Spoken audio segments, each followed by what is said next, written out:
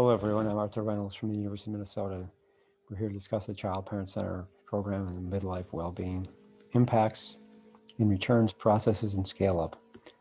Look at my co-chair Barbara Bowman. We have a great program to give you a tour of some of the latest findings of the Chicago longitudinal study, and also in the Midwest longitudinal study, the scale-up and expansion of the CPC program. The order and sort of the organization of our symposium here at SRCD is that I'm going to give a brief overview and then some overall lessons from the CLS and MLS about scaling and better documenting the effects of early childhood education in the first decade of life. Barbara's going to give some lessons of the CPC P3 program and larger reforms. Sue is going to talk about new midlife economic well-being outcomes in the CLS project. Christina is going to give a similar approach for looking at mental and physical health in midlife. And then finally, Shunk and Judy will give an update on the age 37 cost-benefit analysis of the CPC program in the CLS. Now, in this overview, I just want to give you some brief lessons, but just to give you just a really quick review of the context of these two studies that we're going to report on. Of course, the CLS is a complete cohort of CPC participants, all born in 1979, 1980. They've been followed into midlife. CLS, really the largest and longest running early childhood study in the country. And these centers were located in the highest poverty areas in Chicago.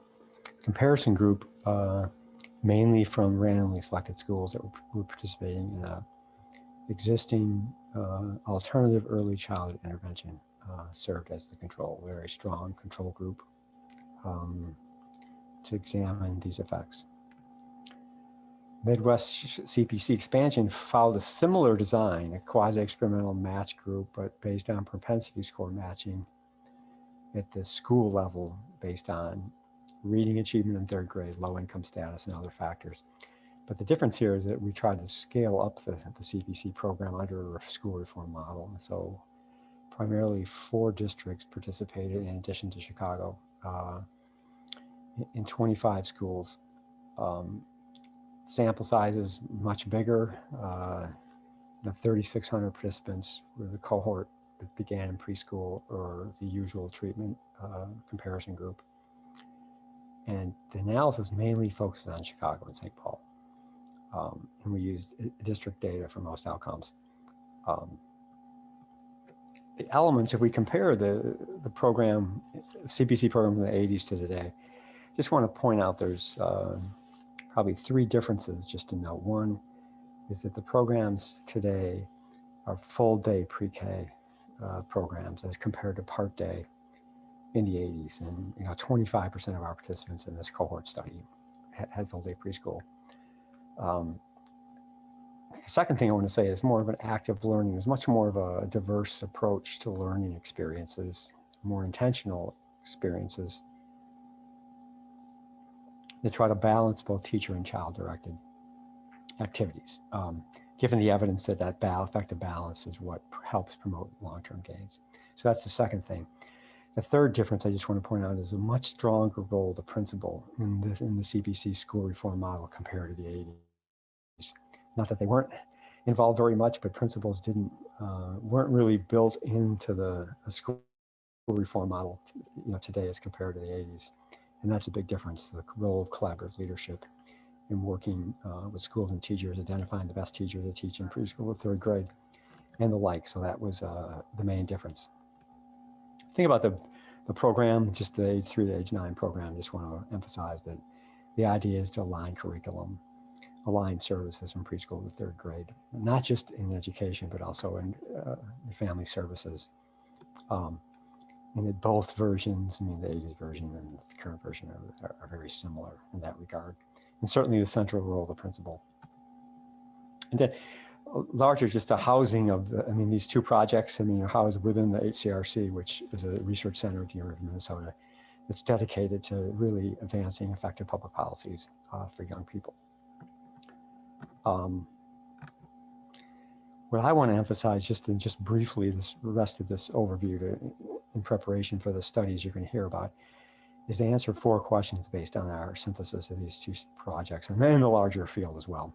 Can contemporary programs sustain their effects? What are the essential and critical elements to sustain those effects? How can leadership and alignment help drive reforms, better than they have in the past? And then what are the most important next steps for the future? Key question, let me talk about the sustaining gains. One thing we've learned is that the question has always been at CLS, CPC, would we find the same effects if we implemented that program from the 80s today? And the answer is yes, we would find the same effects, because I think if you look at the average effect size here between the CLS CPC and the Midwest CPC, it's very similar. The one difference I might note is that, back in those days, in the 80s, there wasn't really alternative, preschool programs, district-based preschool programs. So today, our comparison were kids in regular district-run pre-K programs compared to this innovative CPC program. So given that comparison, we still found a half a standard deviation difference in school readiness skills at age 5. The dosages effects were the same. The effects in parent involvement were the same. Hence, it's generalizable and it's contemporary. And so effects can be sustained. And I guess to further justify that or give more evidence to that is that past and present, we obviously haven't followed the sample through high school. They're only in 7th grade right now for the MLS, but we see a similar pattern of effects that gives us encouraging evidence that high quality, strong programs can provide sustained effects. And if you look at the CLCPC in general, this question of whether programs can sustain their effects, evidence to the contrary in some state pre-K programs show you consistently, there's been consistent sustained effects in the CPC CLS project, up till age 15. And then of course it goes on to later years as well. And the key dimensions really are high quality implementation, things like small classes, but also a strong continuity system that's there after the program is over in terms of preschool. Now that's one. So this idea of sustained effects, I think, has been answered affirmatively, and we have strong evidence that programs that follow these principles, the CPC, can have larger long-term effects. Now the second question is, what are these essential elements? And of course, there's a list of 10 I've just summarized. You can go on the HCRC website and see a further demarcation of these 10 elements. I just want to emphasize, just in the couple minutes here, 4, in particular, those first 3 multifaceted experiences across domains, comprehensive family services, in small class sizes. So let's just go through in order, a little bit on line curriculum as well. So let me just quickly give you a review of this. Well, we find consistent evidence that small class sizes, those are 17 or under, for 3 and 4 year olds, makes a big difference. I think there is a long history of studies that show the positive influence of small classes, and that these small classes lead to more responsive learning, teacher satisfaction, and the like. And I think it's one of these things that's an under-recognized, important factor. And there's many studies that show this benefit, as you see there. Let me just give you a comparison looking at Chicago expansion program. We found the same, benefits in St. Paul as well. Compared to CPC program, just comparing, if you go to, let's take the bottom row, some of the effective elements like the Gates framework shows that you can go up to 22 and get a positive effect. That has an element of effectiveness. But what we find is that if you drop it by 5 on average, go from 22 per classroom to 17, you get a third of a standard deviation improvement in school readiness skills at age 5, which is a 3 to 4 months gain in advantage. Again, it's a similar thing at 20. So this idea that state pre-K programs have to be 20 to 2 or 22 to 2, I think the evidence clearly shows from CPC and many other studies that going lower is better. So that the second point on effectiveness elements is that multifaceted engaged learning experience. And that's really a balance of instruction, both teacher, child initiated, field trips, play, exploration, just a more flexible profile of activities that are guided by the teacher, but also, within a structure, provide gain. So time and quality obviously matter a lot. Full day programs, you can do more of this. Active and task-oriented learning really is organizing the classroom to benefit children. Balance of instruction. CBC framework provides a 50-50 approach ideally, where 50% of the instructional activities are teacher-directed, the other 50 are child-initiated. That balance we find is effective, and it can provide more responsiveness and tailoring. So this idea of child-initiated learning, let me just give you an example of this from a kindergarten classroom. This is evidence from Chicago in the CPC expansion that the presence of a classroom assistant, a full-time classroom assistant in kindergarten, compared to part-time, it generates 60 more hours of child-initiated learning in literacy instruction over the year. So this idea of enhancing the structure and otherwise lowering the ratio, lowering the classroom size, produces strong response in terms of more child-initiated activities. So again, that's really a focus of this blending the process and structural elements of programs is really important. But our emphasis here is more on the structure. We need to do better than what we've done. The third point, comprehensive family services, just a basic fact.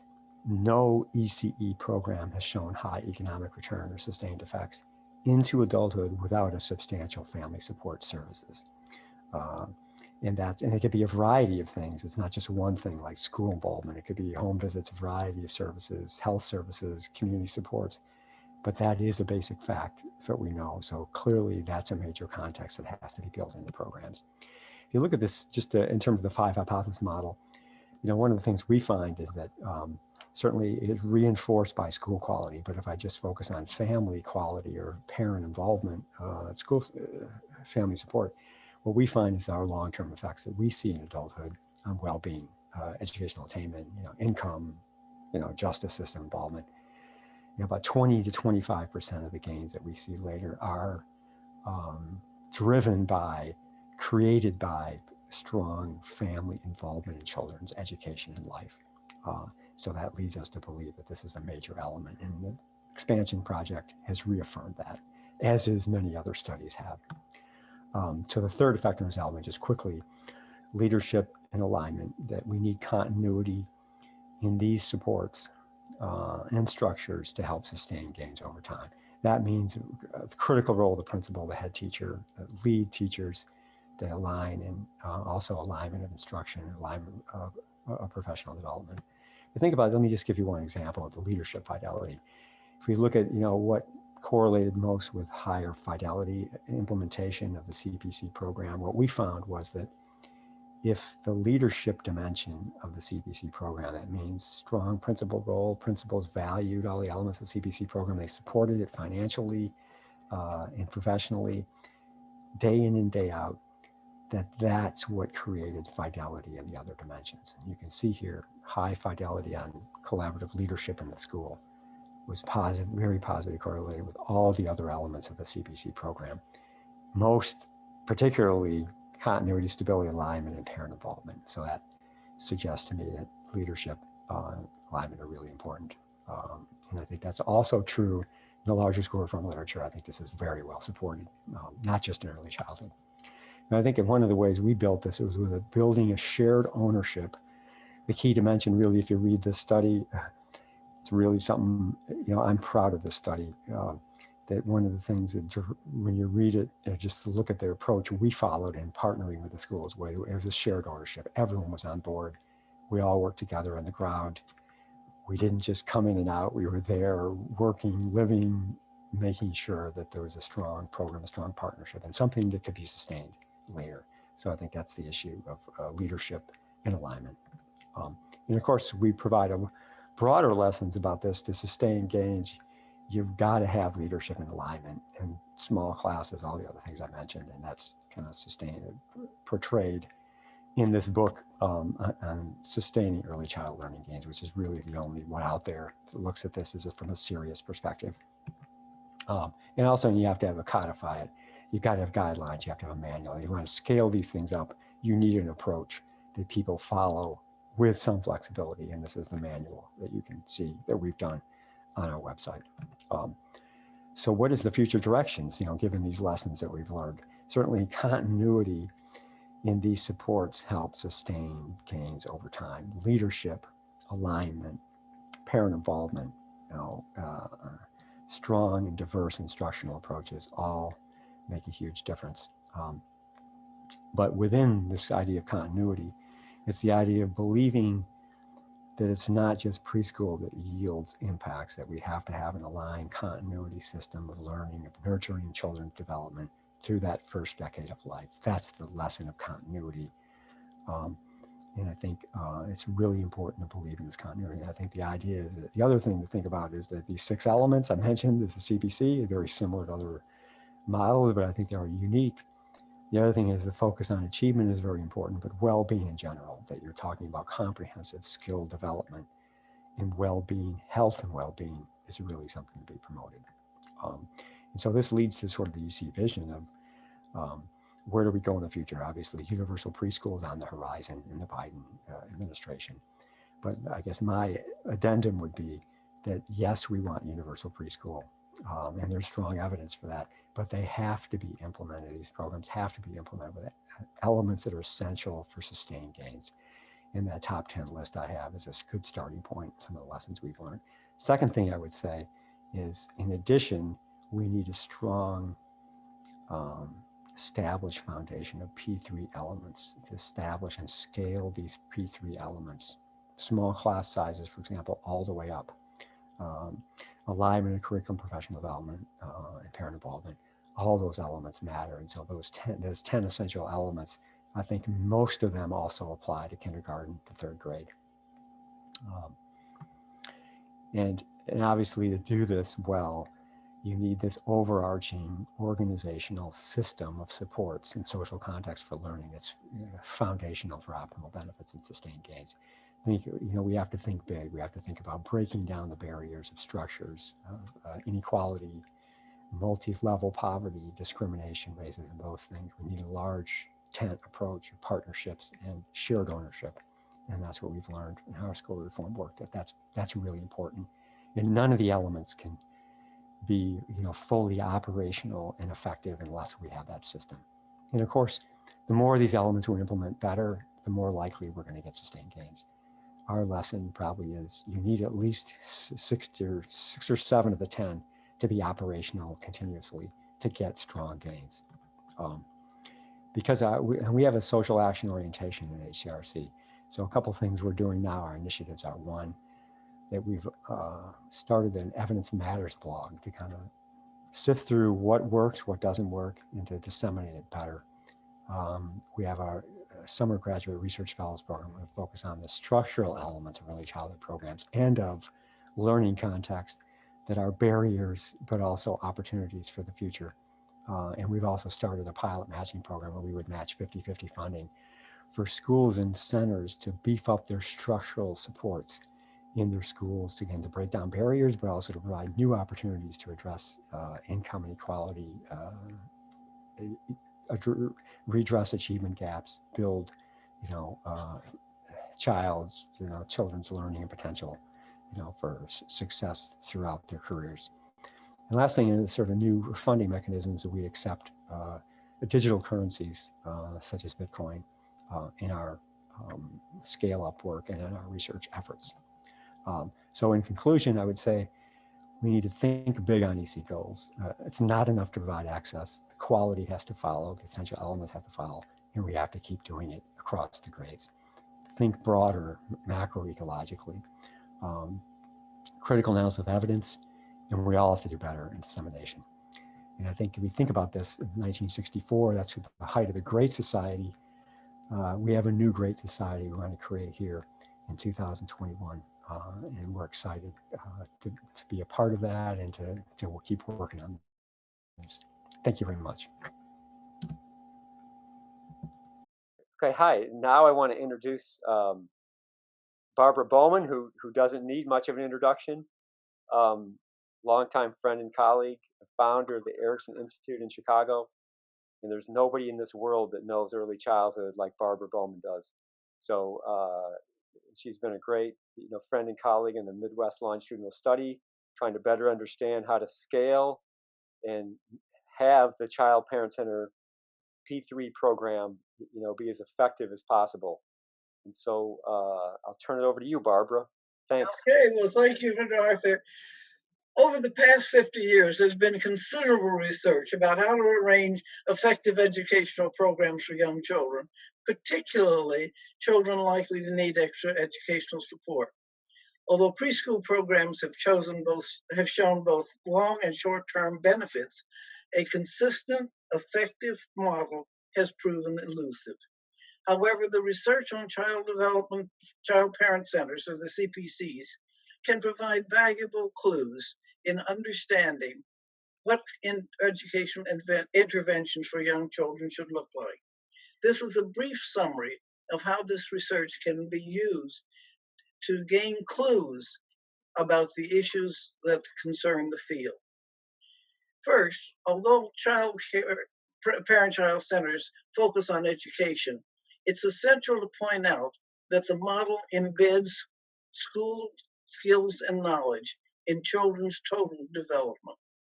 Cognitive, social, emotional, and physical capabilities are interrelated, and experiences in one domain affect others. This means that although there are clear advantages to focusing on one type of learning, academic learning, for example, practice models must take into account the holistic nature of development. A number of factors help account for our failure to find an effective early childhood prototype. I've identified 5 issues confronting early childhood programs and have noted how research on the CPCs helps provide clues to answers. And I'm going to share those with you right now. Okay. A number of factors help account for our failure to find an effective early childhood education prototype. I've identified 5 issues confronting early childhood programs and have noted how CPC research provides clues to answers. The most important deterrent to program effectiveness is the belief that all children need the same educational intervention, that they are a homogeneous group. In fact, children vary by culture, community, family characteristics, talents, to name just a few of their characteristics. However, the most pervasive difference is the greater range of young children's growth trajectories compared to that of older children. The difference is normal. The adage, one size doesn't fit all, is more descriptive of young children than any other age group. The relevant CPC finding is that small groups are the most effective structures for learning. They offer teachers the maximum opportunity to match instructional content and methods with children's growth status. At the same time, they maintain the social and cognitive advantages of a group environment. Another issue plaguing early childhood programs is their failure to get the outcomes they want. Programs are called by different names: extended day, preschool, early education, home visiting, family sport, recreation, etc. And some have distinct curriculum called Montessori or play or literacy. But most are energized by belief systems rather than coherent theories and research, and as a consequence, do not show the expected benefits. The Child Parent Center research suggests that clarity of focus is an advantage in supporting children's learning. While children learn many things at the same time, the research shows that an organized and focused curriculum aligned across grade levels gives children a learning advantage. CPC's evidence endorses the benefit of a theoretically consistent model with within and across grade level materials, curricula, and teacher meetings. Children learn best when new learning builds on prior knowledge and both teachers and children know the parameters of what to expect. Another problem for programs is the inconsistent research findings regarding teacher preparation. There is research showing teacher effectiveness at the AA and BA levels for the CDA certificate that has no degree requirement at all. Teacher research generally confounds level of education with professional content and probably accounts for this discrepancy. Nevertheless, without the clear evidence, the CPC model endorses the BA as the degree of choice for teachers in early childhood education programs. This requirement provides professional and economic equivalence of preschool and K-12 teachers. It acknowledges the importance of preschool to later school achievement and enables the expertise of the early childhood teacher to receive the same equal professional attention as that of K-12 teachers. The CPC model also emphasizes collaborative leadership. At a time when the traditional K-12 model of autonomous teachers and centralized administrations is facing new challenges, the CPC research suggests that another model, one that supports collaborative leadership and professional development, are critical variables to program success. And finally, cost benefit does not show every early childhood program saves money. Much of the public and the professional community as well have absorbed the message that early childhood is an important time of life and that programs can support learning. However, the characteristics of a cost-effective program are not well known. Exploring the CPC models for clues that can improve our chances of designing more programs that justify the investment in early education is a requirement. We would be remiss not to comment on the racism endemic in CPCs and other early childhood programs. Like public schools, most programs for young children are located in communities segregated by race and class. This inevitably affects programs and the research conducted in them. We certainly need to be more intentional in factoring color and class into our thinking about what we do in early childhood programs. While this and many other issues evoke more questions, the child-parent center model does provide more useful clues to effective teaching and learning. We need to look to those programs for guidance. Great. Well, wonderful, Barbara. I wonder, just a quick follow-up question. As you look at the policy environment today, given what you said. I'm sorry. As you look at the policy environment today, but given what you said about the importance of taking race and class into account, and that we need to develop cost-effective programs, are there strategies that you think are going to be more effective now and in the future to scale what we know from the child parent centers, to make it also scale it, but also to make it more effective for all children, regardless of background or race or class? I think one of the first things we need to do, and it's the hardest thing, is to make clear that low-income kids and kids from different racial communities are normal within their context of their communities, and that they don't know school skills and knowledge does not make them abnormal. We say we give kids a developmental test, and the first thing we do is ask them to draw a circle. Well, if you've never had a crayon, you've never been asked to draw a circle, even at age 4, you're not going to draw a circle. So we assume that because kids don't know things that other kids know, that there's something wrong with them. And how we then start off with the notion, most kids are developmentally normal, or developmentally typical if you don't want to use normal.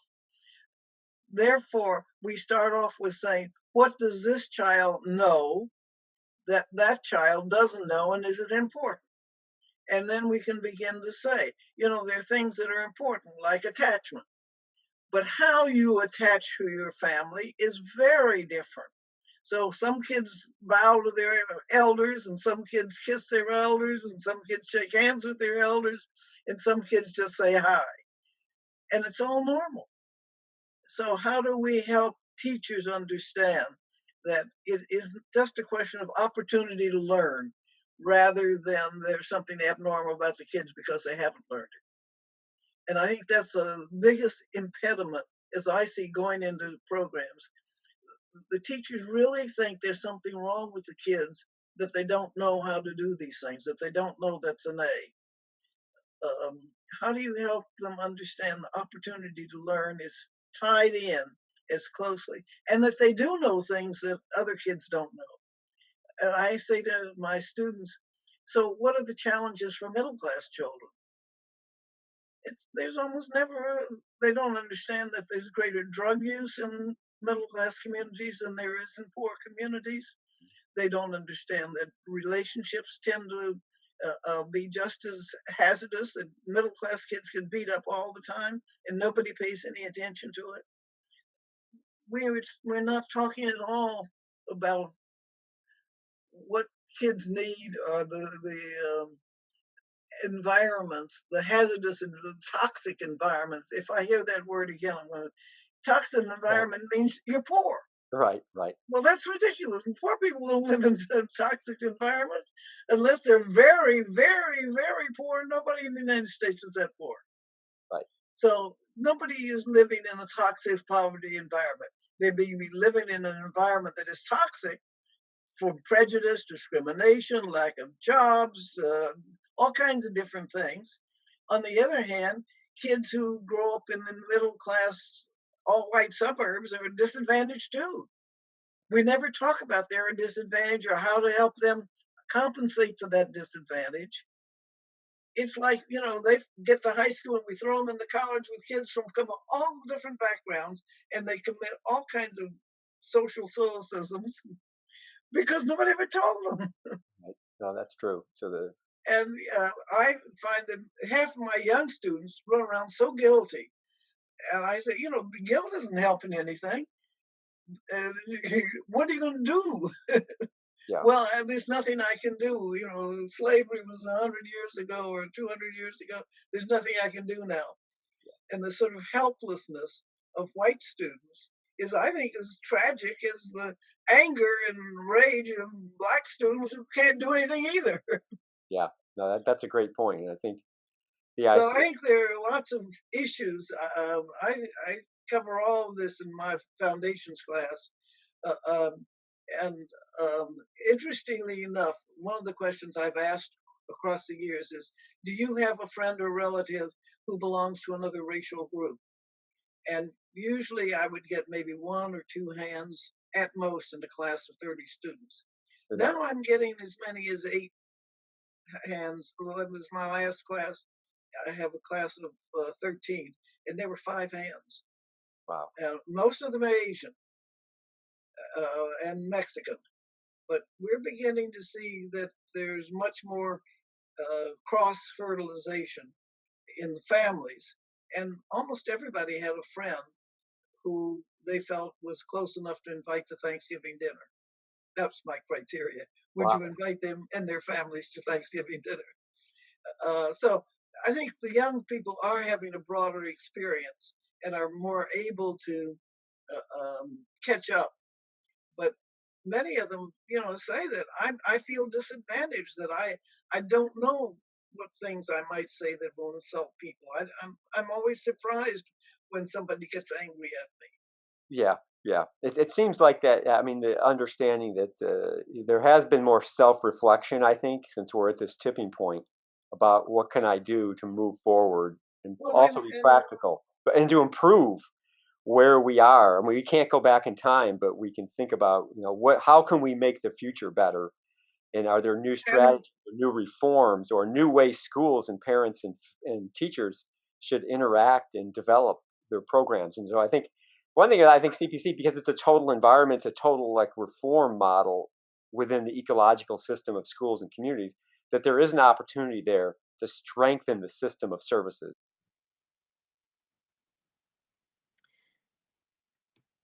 The title of my presentation today is the Child Parent Center Education Program and Economic Well-Being in Midlife. Evidence from studies indicates that public early childhood intervention can improve academic performance and then lead to better developmental outcomes in adulthood. However, few studies have investigated impacts on economic well-being. Of the few studies assessing economic well-being, findings are inconsistent. Some are showing positive effects and some are showing no effect. Findings are also inconsistent by gender, and differences by child, family, and neighborhood characteristics need to be further assessed.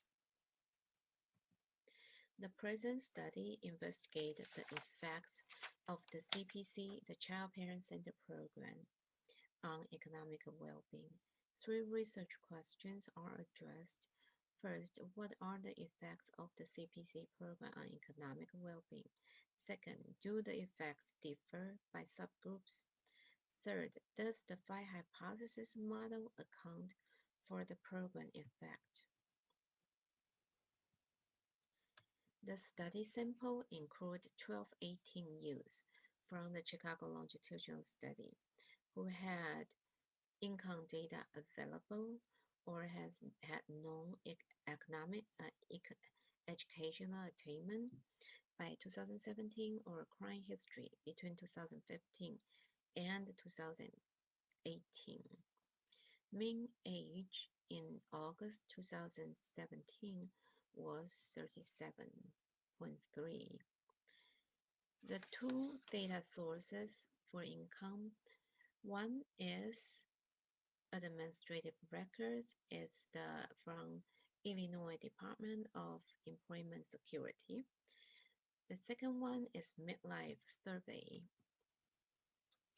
Use the two data sources, we created average annual income and convert into 2017 dollar. We also create a dummy-coded variable indicate the median wage of all occupations in Illinois in 2017. But in the presentation, I will be focused on the average annual income mainly.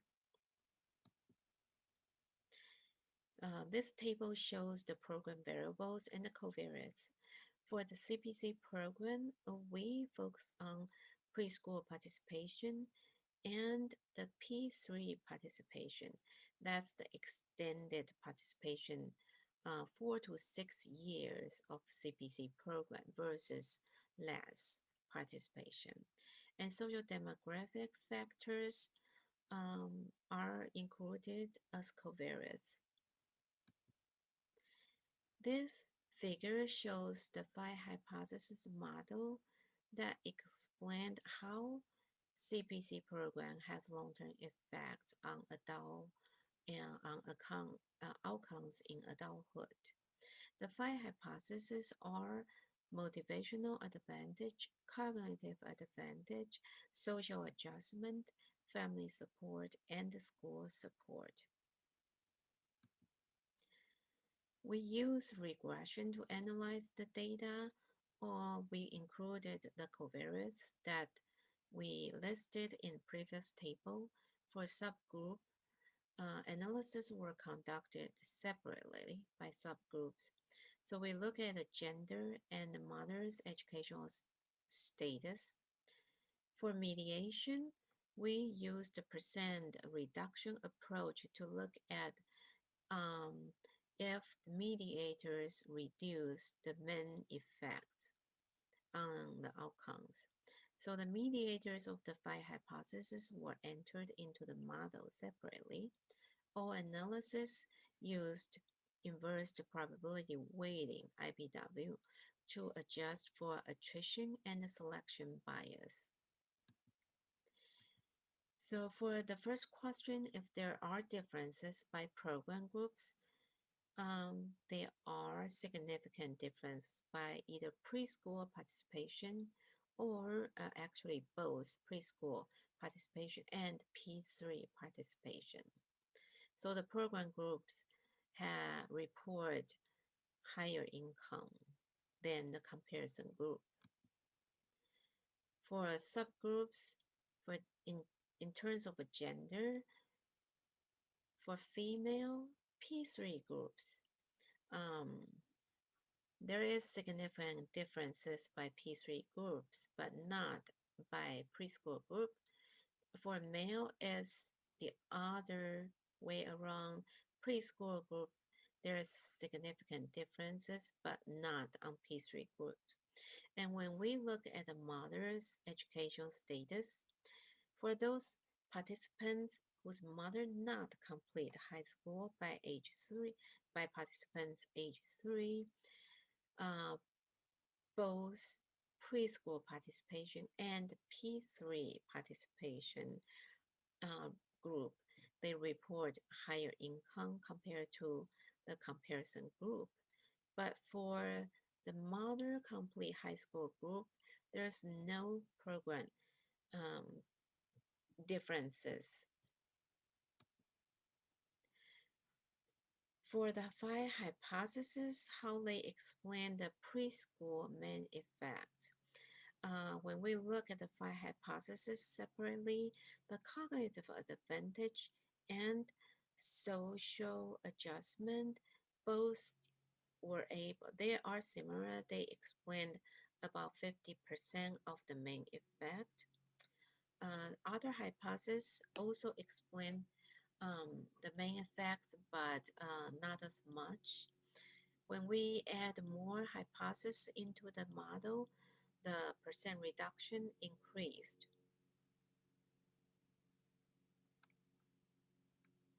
For a percent reduction of P3 participation, cognitive advantage alone explained about 70% of the P3 effect on income. And family support and the social adjustment, they both explain about 60% of the effect. For the cumulative mediators, it's a similar pattern. When we added more mediators, the percent reduction increased.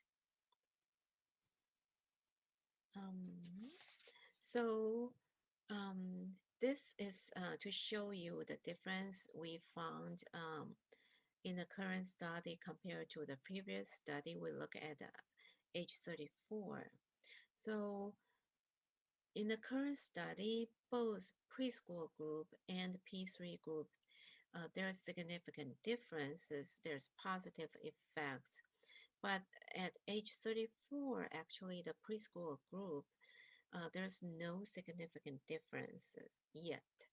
And we think that might be because our participants, they are still pursuing higher education. We know educational attainment is particularly important for economic mobility for at-risk group because higher education will might increase individuals' job opportunities and chances of promotion and then lead to better income. Especially in the CLS, we've seen our participants, they continue pursuing higher education after age 25. So midlife follow-up is very important and crucial, and sometimes they're not showing at early age does not necessarily mean there's no effect. Okay. And there's a couple limitations on the study. First, the study utilized a quasi-experimental design, which is more challenging to inferences of effects compared to randomized experiments. Second, participants attended an early childhood program in the 1980s, and the policy context today is different. Whether findings are generalizable to current practice is an important question, and further research is needed. Finally, generalizability and reproducibility should be further investigated, as well as the extent to which findings are generalizable beyond economically disadvantaged samples.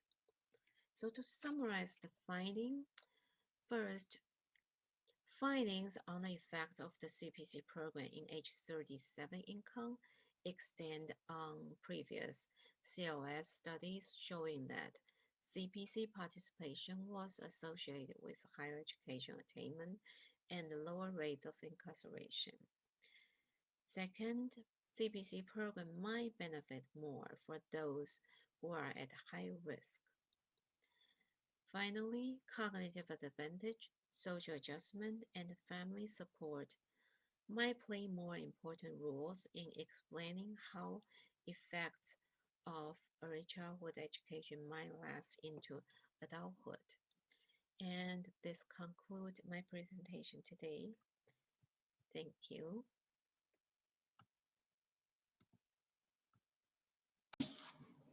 Hello, everyone. My name is Christina Mondirego, and I'm here today to talk about the Child Parent Center Education Program, which has been a topic of this symposium, and the impacts that have been shown of this program on physical and mental health through midlife.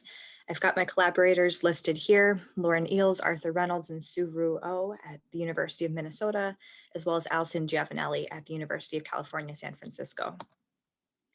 So just a brief overview of this topic. We know that in the United States, cardiovascular disease is a serious problem. So nearly half of American adults are estimated to have hypertension. 1 in 5 report having inadequate levels of exercise and physical activity. 1 in 6 males and 1 in 7 females reports currently smoking.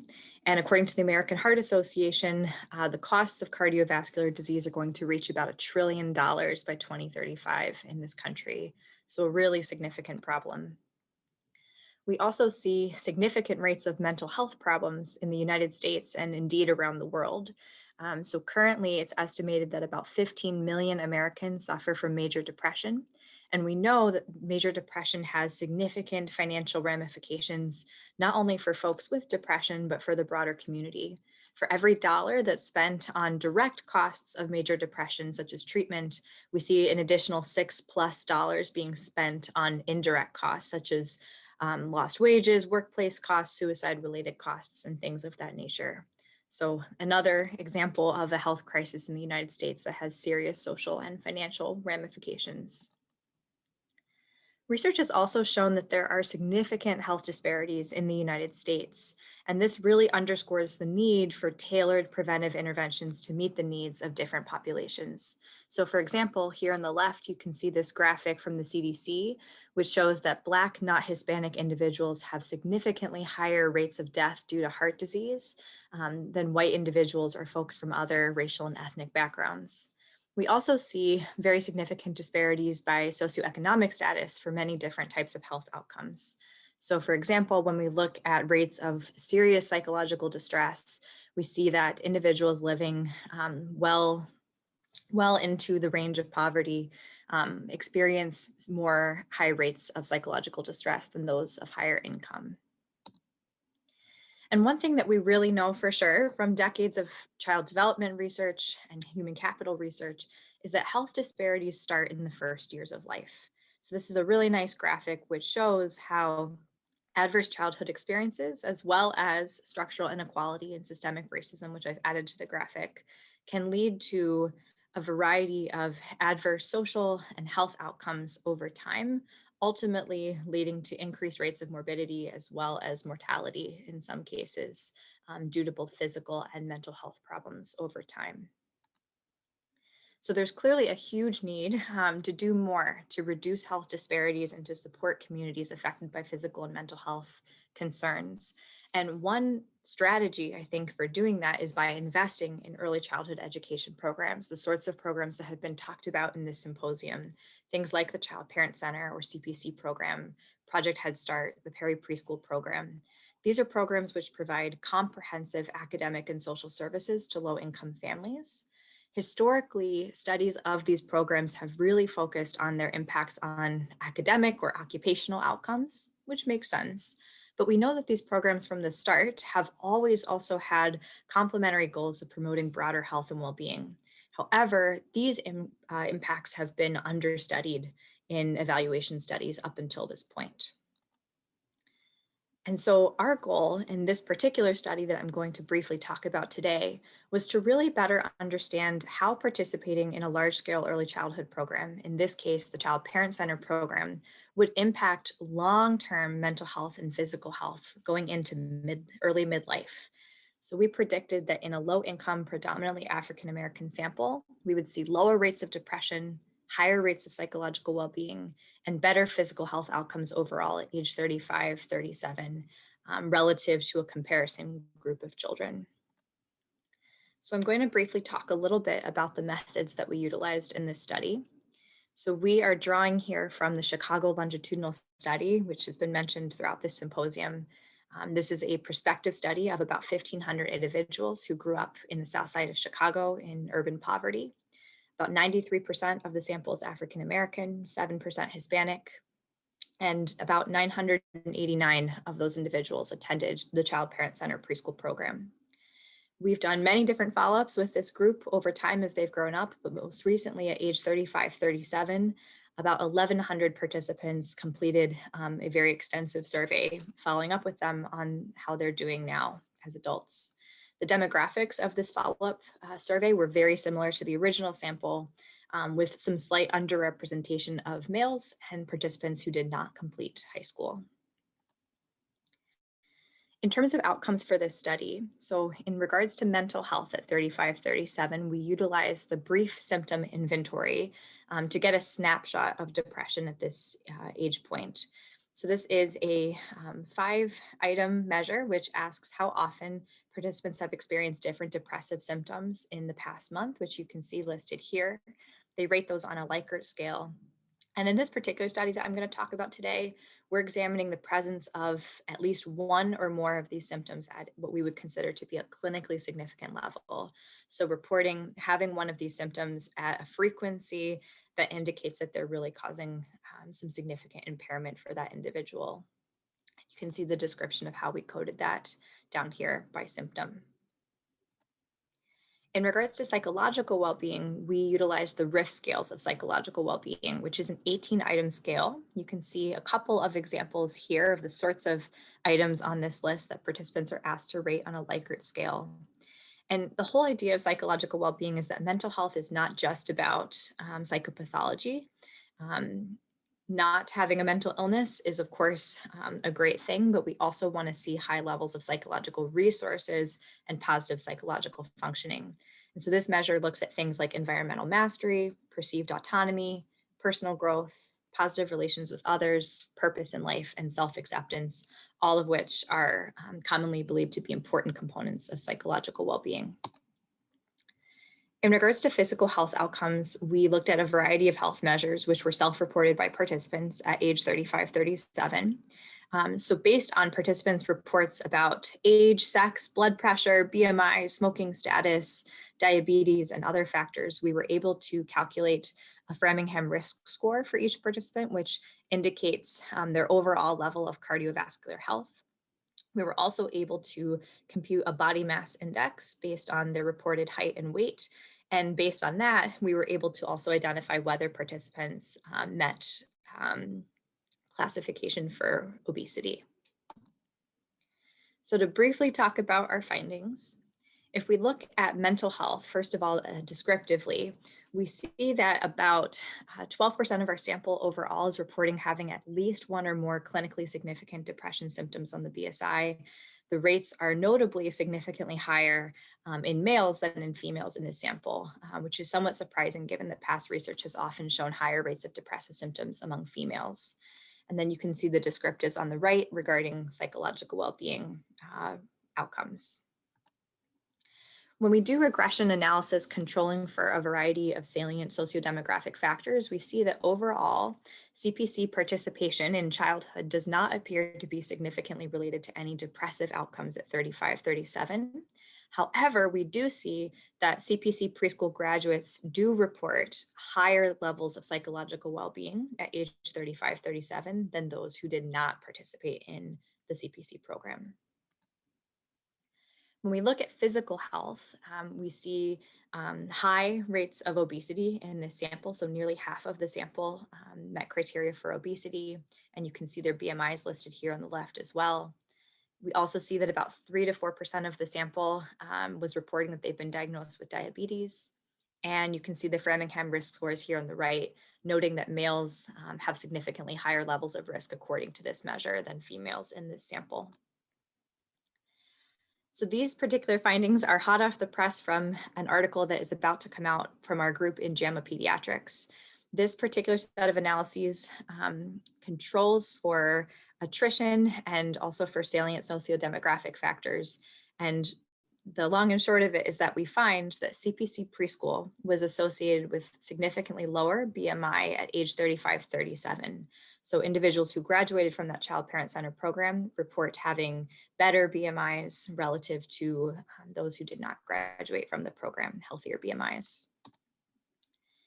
When we look at some of our other analyses, or when we look at some of our other outcomes, we see that CPC preschool, when controlling for salient sociodemographic factors, is also associated with lower rates of diabetes and a significantly lower Framingham cardiovascular risk score at age 35, 37 relative to the comparison group that did not participate in the program.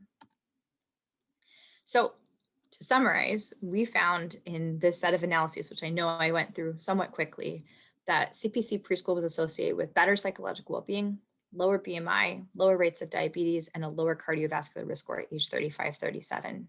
We could talk for quite a while about why that might be, but I think that the main takeaway is that we believe that participating in high quality early childhood programming like the CPC program really benefits children and families at multiple socioecological levels.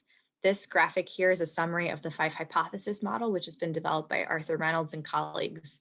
And it shows that the timing, the duration, and the intensity of intervention certainly matters, but that following early childhood intervention, we see that children's individual developed abilities are improved. We see that their families are better able to support them in school, as well as probably in healthy choices at home and in the community. And we also see increased levels of school quality and school support, all of which we think would meaningfully impact both physical health in the long term as well as mental health.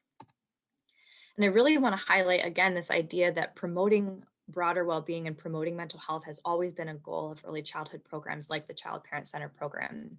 So on the left here, you can see a quote from Lorraine Sullivan, one of the founders of CPC, talking about the program's goals of promoting self-confidence and showing that children, if given a chance, can successfully meet all the demands of modern society. On the right, you can see the definition of psychological well-being from Riff and colleagues, and you can see how it aligns really nicely with the CPC goals on the left. So again, promoting a sense of growth and a positive self-esteem, a sense of purpose in life, a sense of self-determination. This really aligns with the goals of many early childhood programs. We did see in this study that CPC was not significantly related to depressive symptoms at 35, 37, and this does stand in contrast to some past findings that at age 22, CPC graduates were doing a bit better on depressive symptoms than non-program graduates. And we could also talk about this finding for a long time, but briefly, I think that this may reflect potential stigma around mental health reporting for this sample of primarily African-American individuals. I think it also likely reflects changes in the risk and protective processes for depression over time as folks move into early midlife. And I also think, importantly, it likely reflects ongoing stressors and inequities in the lives of our participants, many of whom have faced significant racism and adversity in their lives, given the context and the world that they have grown up in. And so this really speaks to the need for additional mental health supports for this population.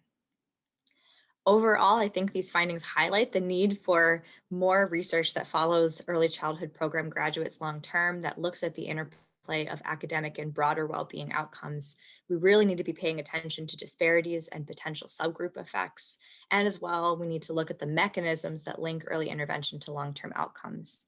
And within our programs, we need to continue to strengthen our efforts to bring health and social services to families and to really intervene at a multi-generational level. Thank you so much for your attention. I know this presentation was quick, but I'm very happy to take any questions either in the time following the symposium or via email. You can see my email here. Thank you so much. Hello, everyone. I'm Nishank Varshne, and I'm a PhD student at the University of Minnesota. In this presentation, I will be sharing results from our study on economic benefits of the child parent center intervention at age 37. So in the first presentation, Professor Arthur Reynolds already talked about the Chicago Child Parent Center program and covered the aspects of the program and the Chicago longitudinal study. So I will be building on from there. For this study, we are looking at the following research question: to find out the midlife estimates of economic returns of the Chicago Child Parent Center preschool program. In this study, particularly, we focus on new information on physical and mental health outcomes in midlife, and we see how these estimates differ from prior studies of the same program. So in the past, there have been two other cost benefit analyses at age 21 and at age 26 of the Chicago Child Parent Center program. In this study, we use similar methodology and similar estimates, but we also re-estimate the benefits from increased earning and health benefits. So there have been many cost benefit analysis of early childhood programs, such as the Head Start, Peri Preschool program, and the Abecedarian program, in addition to the Chicago Child Parent Center program. And these studies have found the program to provide returns in the range of $2 to up to $13 from ages 20 to ages 40. In the current study, we examine recently collected survey responses from a cohort of adults between ages 35 to 37 in the Chicago longitudinal study of the Child Parent Center program. Particularly, we look at the health benefits of preschool on outcomes such as obesity, diabetes, hypertension, smoking, substance abuse, and depression. Additionally, we look at the benefits of CPC program on education, on increased lifetime earnings, and averted criminal costs. We present these benefits versus intervention costs as a cost-benefit analysis. So in this study, we have used all the estimates in 2019 dollars using the Bureau of Labor Statistics Consumer Price Index calculator. And we use an annual discount rate of 3%, which is standard in the literature. Finally, all the benefits are projected through age 65 to estimate lifetime outcomes. So program costs of the CPC program have been calculated by in the previous studies by Reynolds and colleagues in the age 21's cost benefit analysis and at the age 26 cost benefit analysis study. And they found the cost of 1 year of program to be around $7,000 after adjusting for inflation in 2019 US dollars. Assuming 55% of the students received a 2-year program, we find the program cost to be $10,585 in 2019 dollars. We include the program benefits from reduced private expenditures for childcare services, reduced public expenditures for school remedial services from reduction in special education and from retention in classes, reduced criminal justice system expenditures for juvenile and adult criminal behavior. And we also include the benefits from averted tangible and intangible juvenile and adult criminal victimization costs. We also include the reduced child welfare system and victimization costs from abuse and neglect. We include both tangible and intangible costs.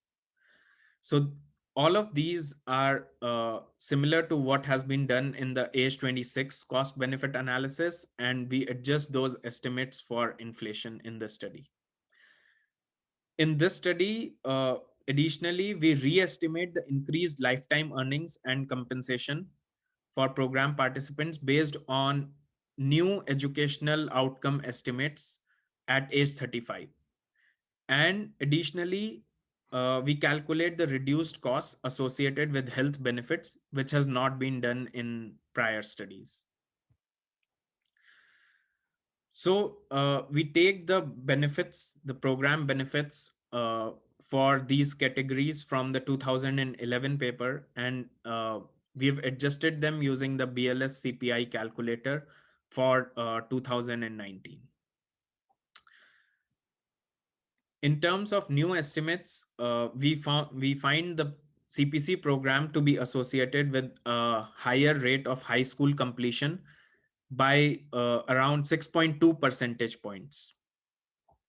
So we use the similar method that is used in the age 26 cost benefit analysis, and a 6.2 percentage point difference in high school completion translates to lifetime earning benefits of approximately $22,500. The details of these calculations are available in the technical report on our website at hcrc.umn.edu.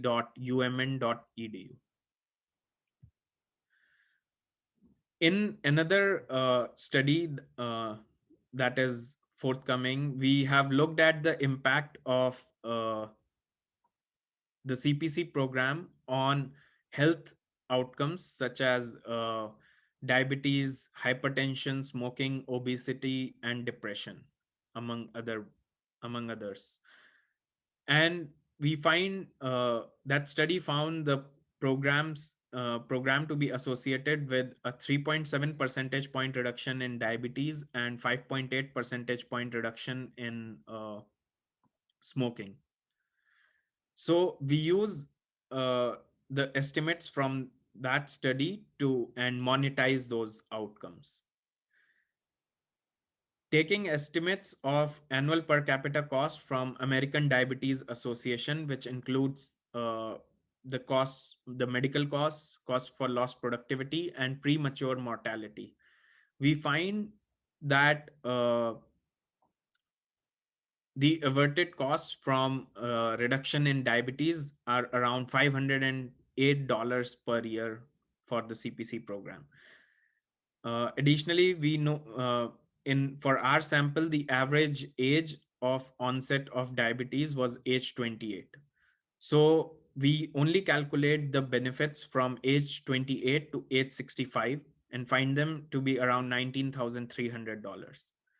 And we discount these benefits to the present value at age 3, at a 3% discount rate. Using this method, we find the present value of savings from reduction in diabetes to be around $5,600. We do the same thing for smoking and find that the reduced costs from medical costs and lost productivity is around $5,711. These estimates do not include the estimates from premature mortality attributed to smoking. For that, we use two methods, the value of statistical life method and the foregone earning method. So taking the estimates of the value of statistical life in the literature, we find that a 5.8 percentage point reduction in smoking is associated with a premature mortality cost of $33,272.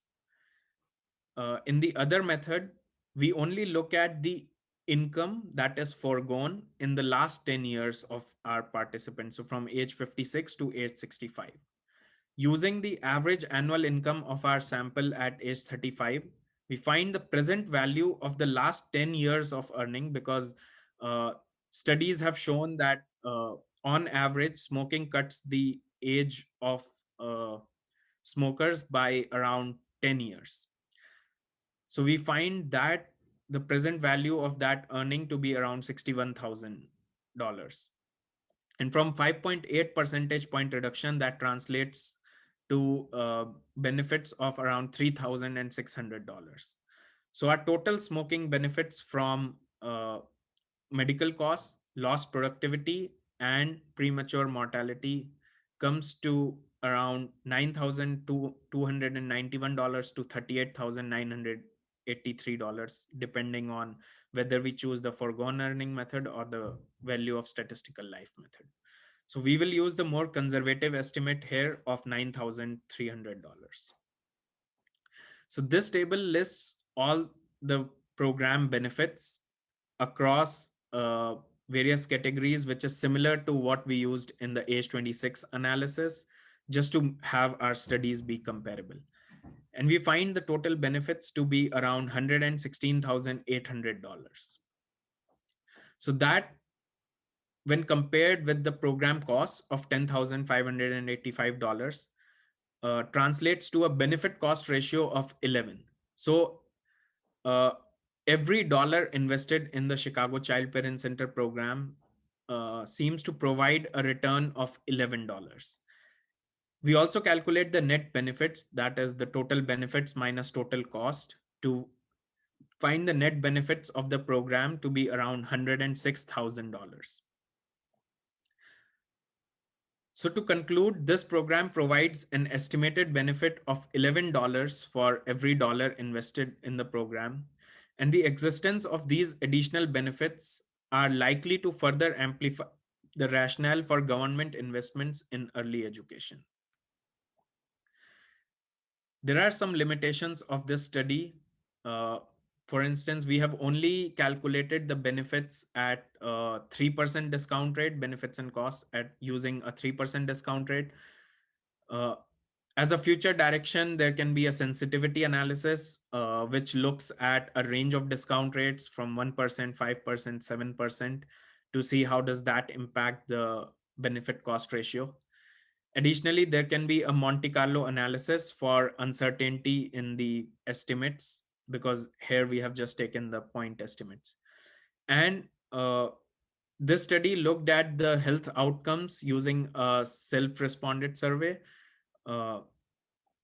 In future studies can look at the health data collected through physical health exams. Additionally, there can be some other determinants of health, such as premature mortality and other determinants of mental health. In this study, we only looked at one aspect of mental health, and that was the self-responded survey of depression. Future studies can look at other determinants of mental health as well.